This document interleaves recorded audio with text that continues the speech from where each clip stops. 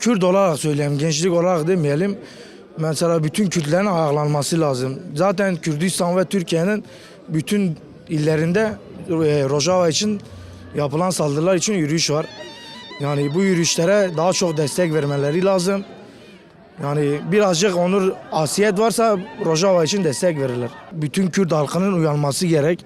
Yani ben genç olarak buraya geldim ama bazı Kürtler asimilasyondan dolayı Rojava'yı destekini kesmiş durumda. Yani yapılan bu durumda Filistin'e o kadar destek verirken Rojava'da da çocuklar ölüyor. Mesela orada da katlediliyor. Ama kimse ses etmiyor. Niye? Filistin'dekiler candır, buradakiler can değildir.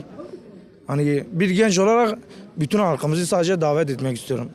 Yani orada bir kimliğimiz var, bir toprağımız var. Oradaki toprağı bizden almak istiyorlar. O kadar ter, kan, o kadar bedel. Yani kolay lokma sanmıyorum Rojava'yı. Hani kolay kolay da vermeyiz orayı.